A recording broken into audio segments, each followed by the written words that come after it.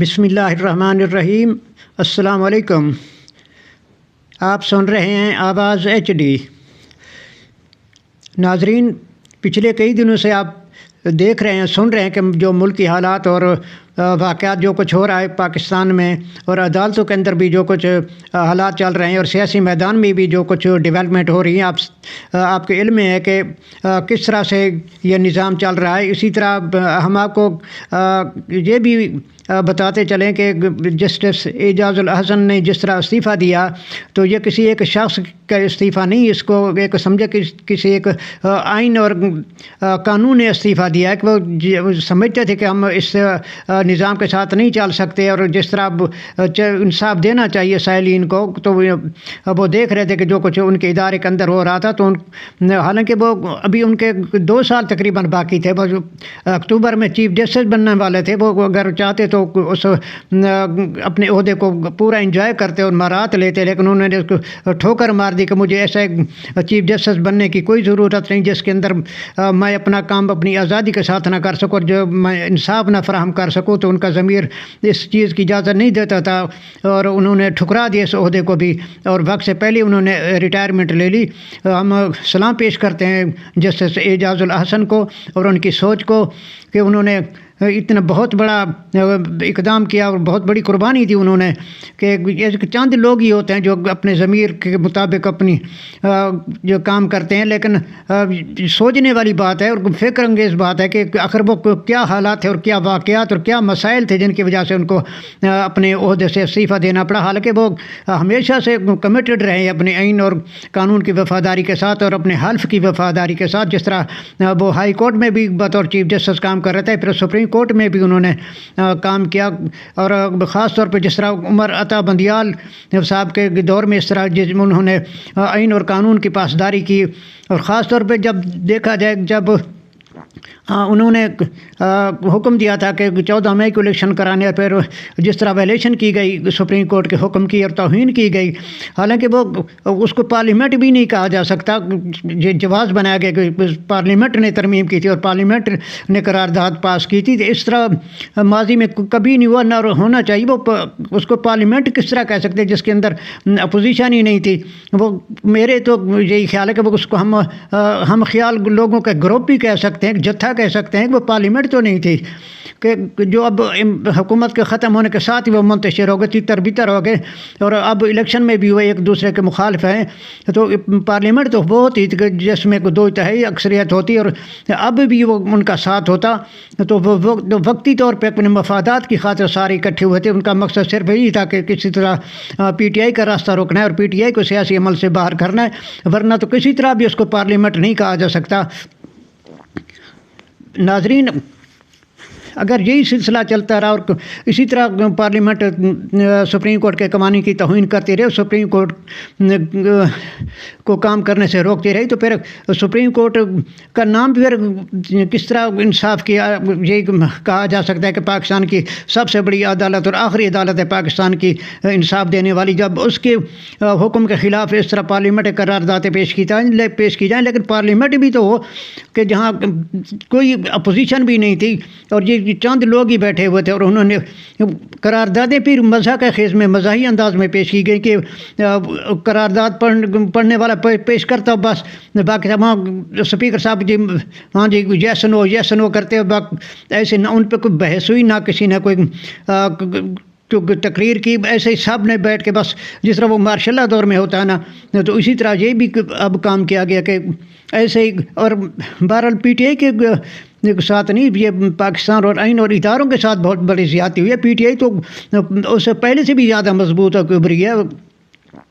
یہ نقصان ہوا ہے جو پاکستان کا نقصان ہوا، پاکستان کے اداروں کا نقصان ہوا، سپریم کورٹ کی جس طرح انہوں نے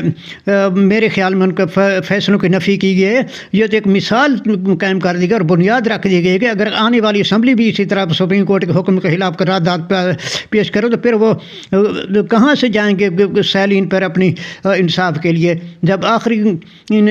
بڑی عدالت کے انصاف کا دروازہ بھی بند کر دیا جائے، وہ بھی کوئی حکم نہیں جاری کر سکتی۔ پارلیمنٹ کو اس طرح یہ کہنا کہ یہ پارلیمنٹ سپریم ہے، اگر پارلیمنٹ کل کو کوئی ایسا کوئی قانون بل فرض پاس کر دے تو پھر عدالت بھی یہ کہے گی کہ ہم خاموش ہیں، ہمارے ہاتھ کھڑے ہیں کہ پارلیمنٹ نے منظور کیا. چیک ہونا چاہیے اس کے پارلیمنٹ کی قراردادوں پہ بھی اور پارلیمنٹ کے بنے ہوئے قانون پہ بھی، آئین پہ بھی.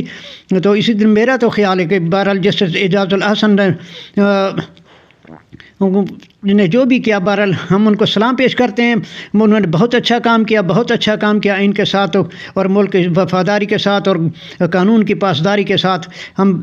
ان کو اپریشیٹ کرتے ہیں اور ہماری دعائیں ان کے ساتھ ہیں. اللہ تعالیٰ ان کو دیرگاہ سلامت رکھے،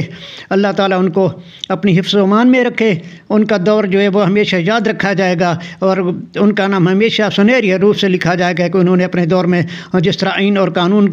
کا تحفظ کیا، اپنے حلف کی وفاداری کی. ہم ان کو سلام پیش کرتے ہیں.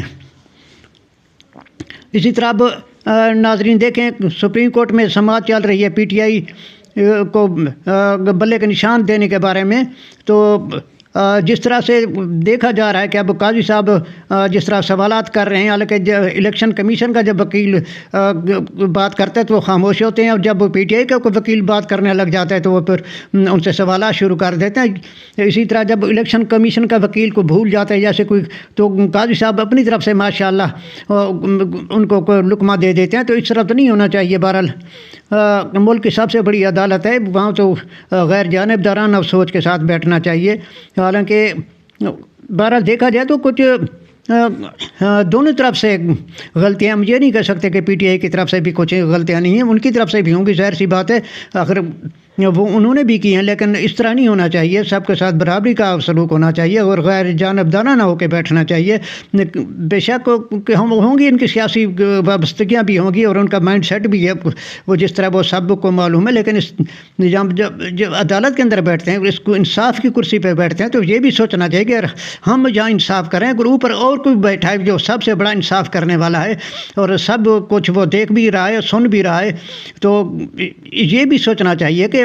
اگر ہمارے پاس انصاف کا ترازو ہے تو کوئی اور بھی ہے جس کے پاس پوری دنیا کا نظام وہ جو چلا رہا ہے اور اس کے پاس بھی انصاف کا ترازو ہے. اگر ہمارے ہاتھ کے انصاف کو وہاں وہ پرکھا گیا اور وہاں انصاف کے ترازو میں ہمارے اس انصاف کو تولا گیا تو وہ ہم کہاں کھڑے ہوں گے. یہ بات بھی سوچنی چاہیے کہ جو دنیا کا نظام ہے تو آخر اس کا بھی جواب دینا ہے کہ یہ نہیں کہ آج 20-30 سال کے بعد آخر جانا تو ہے نا. یہ بھی سوچ لیں کہ یہاں کی ریکارڈنگ سب کچھ ہو رہی ہے، یہاں کے فیصلے بھی سب لکھے جا رہے ہیں، ان کا بھی جواب ہونا ہے کہ آپ نے کس طرح یہ فیصلہ کیا تھا. یہ نہیں کہ بس یہ دنیا کا نظام ادھر ہی فیصلے ادھر ہی رہ گئے. اور اسی طرح اگر نشان مل بھی جائے پی ٹی آئی کو، بہرحال جو لگتا نہیں ہے کہ ایسا پی ٹی آئی کو اس کے بلے کا نشان مل جائے، کیونکہ جس طرح سوالات ہو رہے ہیں، جس طرح پروسیڈنگ چل رہی ہے، مجھے تو نہیں لگتا کہ اس طرح پی ٹی آئی کو کوئی ریلیف ملنے والا ہے، اور نہ ان کا مائنڈ نظر آتا ہے کوئی پی ٹی آئی کو ریلیف دینے کا. البتہ کوئی اللہ کے یہاں تو کوئی دیر نہیں ہے، وہ جس طرح ان کا ذہن پھیر دے تو پھر اللہ کے آگے تو کوئی دیر نہیں ہے. بہرحال زمینی حقائق کو دیکھا جائے تو مجھے مشکل ہی لگتا ہے کہ پی ٹی آئی کو کوئی ریلیف ملے. اسی طرح اب دیکھنا ہے کہ پی ٹی آئی اس کے بعد کیا پالیسی اختیار کرتی ہے. بہرحال یہ تو آنے والا وقت ہی بتائے گا. اسی طرح ناظرین نون لیگ کی طرف سے بھی اگر دیکھا جائے تو وہ بھی اپنی مشکلات کا شکار دکھائی دیتی ہے کہ ٹکٹوں کے معاملے میں اس کے اندر بھی اختلاف ہیں. لیکن اب تو انہوں نے اعلان بھی کر دیا ہے اپنے کینڈیڈیٹ کا، پی ٹی آئی کی طرف سے بھی اور دوسری جماعتوں کی طرف سے بھی اعلان کر دیا گیا ہے. اب دلچسپ صورتحال ہم آپ کو یہ بھی بتاتے چلیں کہ تحریک انصاف کے جو وائس چیئرمین تھے مخدوم شاہ محمود قریشی صاحب، جو ملتان NA-149 سے الیکشن لڑ رہے تھے، انہوں نے کاغذات بھی جمع کروائے تھے، تو ان کے وہاں سے کاغذات تو مسترد کر دی گئے، لیکن تھرپارکر سے ان کے سندھ سے کاغذات منظور ہو گئے. اب یہاں 149 پہ اب تحریک استحکام پارٹی اور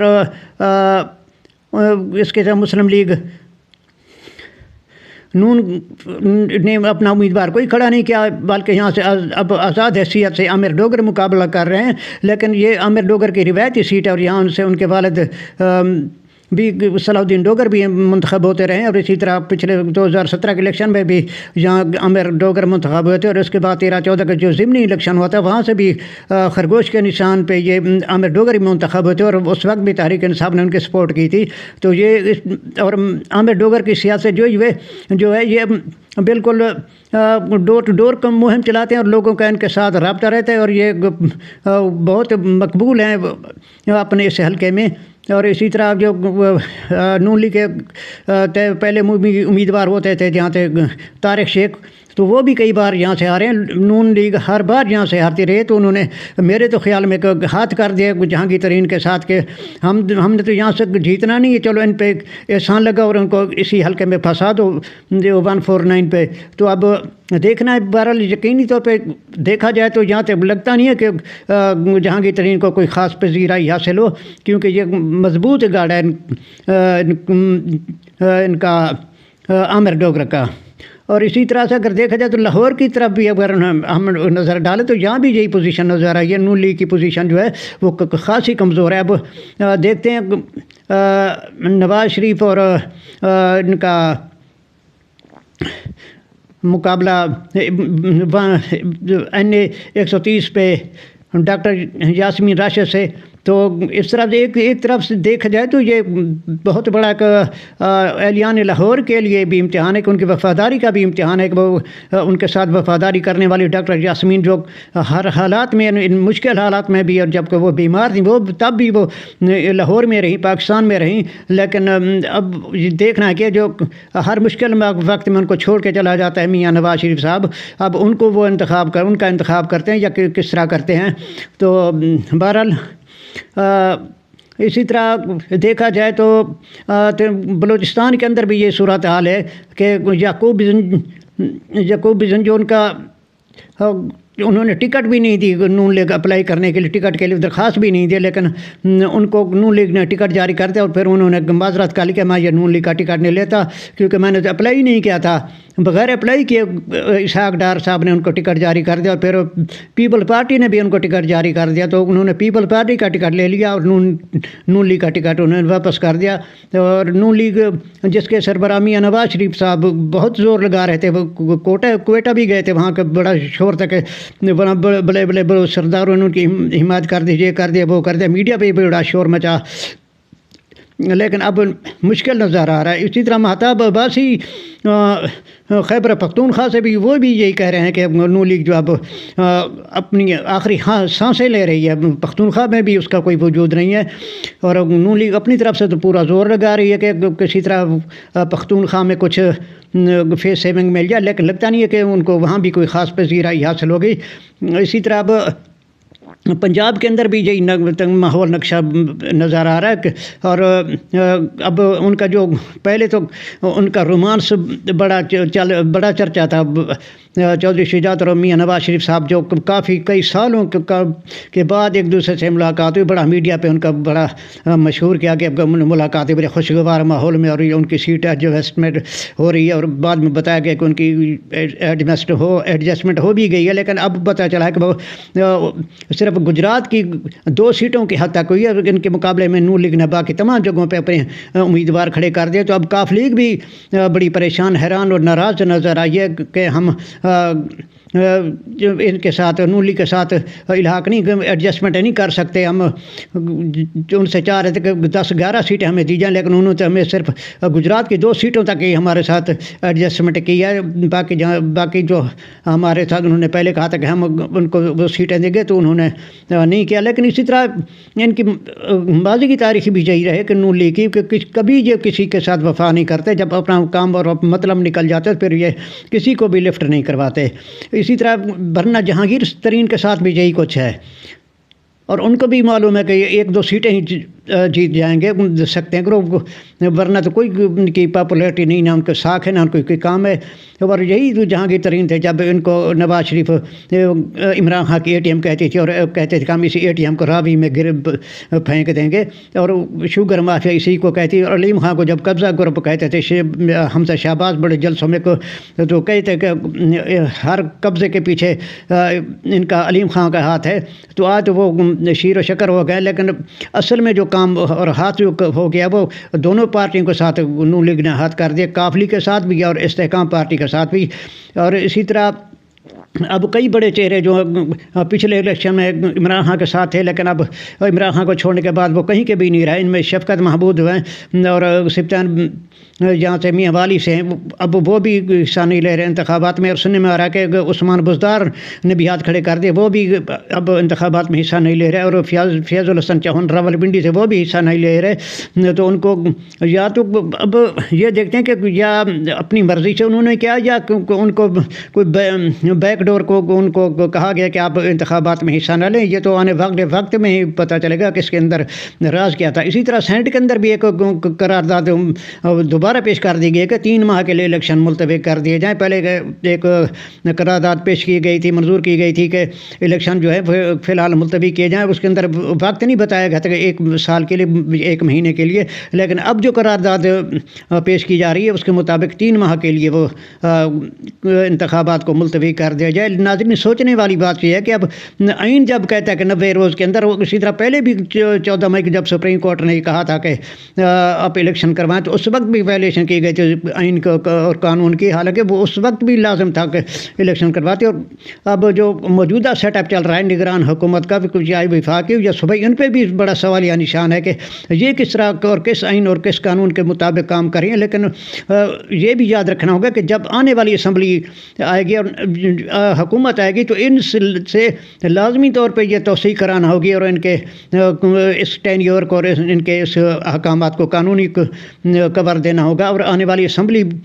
لازمی طور پہ ضروری ہوگا کہ اس حکومت کا جتنا بھی عرصہ ہے جنوری کے بعد کا، اور 1 سال سے بھی زیادہ، تو اس کو لازمی طور پہ ضرور ہوگا کہ ایک آئینی اور قانونی کور دینا پڑے گا، اسمبلی سے منظوری دینی پڑے گی کہ اس کو، ورنہ تو یہ کسی طرح بھی اور آئینی اور قانونی طور پہ یہ نہیں کہلا سکتے کہ جو احکامات اور جو آرڈر دیے جا رہے ہیں۔ تو یہ بھی ایک ڈیل ہی ہوگی آنے والی حکومت کے ساتھ، اور لازمی اس پہ جو کام ہوگا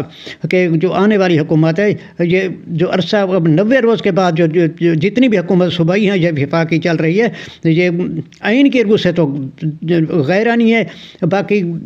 آنے والی حکومت اس کے ساتھ جو سلوک کرتی ہے وہ بعد میں ہوگا، وہ وقت ہی بتائے گا، کیونکہ سپریم کورٹ کے احکامات کے مطابق عمل ہونا چاہیے تھا۔ پہلے بھی اس طرح دیکھیں جب بے نظیر کی حکومت تھی یا نواز شریف کی حکومت تھی، تو وہ بھی سال ڈیڑھ سال یا 2 سال 2.5 سال بعد اسمبلیاں ٹوٹ جاتی تھی۔ تو اس وقت بھی کون خزانے میں پیسے رکھتا تھا؟ کسی کو پتہ ہوتا تھا کہ سال بعد اسمبلی ٹوٹ جائے گی، اس وقت بھی انتخابات ہو جاتے تھے۔ اب جس طرح بہانہ بنا کے کہ بجٹ میں پیسے نہیں رکھے گئے، تو اس وقت ماضی میں اگر جائیں تو اس وقت کون سی حکومت پیسے رکھ کے جاتی تھی کہ ہماری حکومت ٹوٹنے والی اور 90 دن بعد انتخابات ہوں گے تو ہم پیسے رکھیں انتخابات کے لیے؟ یہ سارے ایسے جواز بہانے۔ اب سیکورٹی کا مسئلہ بھی الحمدللہ حل ہو گیا۔ ویسے پوچھنا تو یہ چاہیے کہ اب سیکورٹی کا مسئلہ کس طرح حل ہوا؟ اب کوئی نئی بھرتیاں کر دی گئی ہیں، کیا مسئلہ ہوا ہے؟ کوئی سیکورٹی ایک لوگ اسپیشل انہوں نے اب کوئی ریزرو کی فورس بنائی گئی ہے۔ اور اسی طرح اگر یہ دیکھیں کہ جو پولنگ سٹاف ہے، تو پولنگ سٹاف کے لیے بھی اب انہوں نے کیا کوئی نئے بھرتی کر لی کہ اب پولنگ سٹاف بھی ماشاءاللہ پورا ہو گیا، سیکورٹی کے مسائل بھی حل ہو گئے، اور بجٹ کا جو مسئلہ تھا جو اسمبلی کا قرارداد پیش کی گئی تھی، تو یہ بھی سوچنے والی بات ہے کہ اب جب پہلے الیکشن ہو جاتے تھے وہ بھی پیسے نہیں رکھے جاتے تھے، جب کوئی کام نہیں کرنا تو پھر اس کے لیے 100 بہانے اور 100 دلیلیں مل ہی جاتی ہیں پھر۔ تو اسی طرح اب جو تحریک انصاف کے انٹرا پارٹی الیکشن ہے، اس میں بھی اگر یہی دیکھا جائے تو کام تو اصل میں یہی تھا کہ کوئی رکن اپیل کر سکتا تھا سپریم کورٹ کے اندر یا ہائی کورٹ کے اندر کہ یہ میں حصہ لینا چاہتا تھا اور مجھے حصہ نہیں لینے دیا گیا، اور ہم اس کے رکن تھے، جبکہ الیکشن کمیشن کو خود پارٹی بن کے سپریم کورٹ میں گیا، حالانکہ کام جو پی ٹی آئی کے تھے ان کو کرنا چاہیے تھا، اپیل ان کو کرنی چاہیے تھی، لیکن یہ دلچسپ بات یہ ہے کہ الیکشن کمیشن تو غیر جانبدار ہے، وہ چلا گیا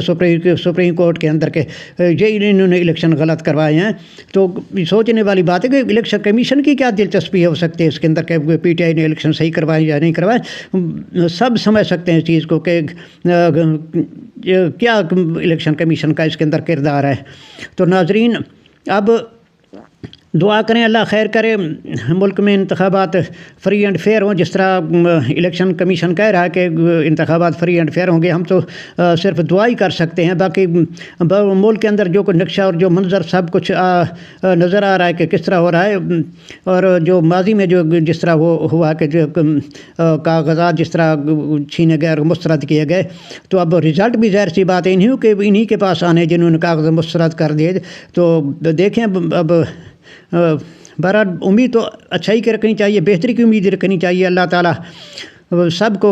اپنی حفظ و امان میں رکھے، اللہ تعالیٰ پاکستان کو سلامت رکھے، آپ سب خوش رہیں، ہماری دعائیں آپ کے ساتھ ہیں۔ بہت مہربانی، ہمارے چینل کو لائک کریں، سبسکرائب کریں اور دوستوں کے ساتھ شیئر بھی کریں۔ آپ کے تعاون کا شکریہ۔ اللہ حافظ۔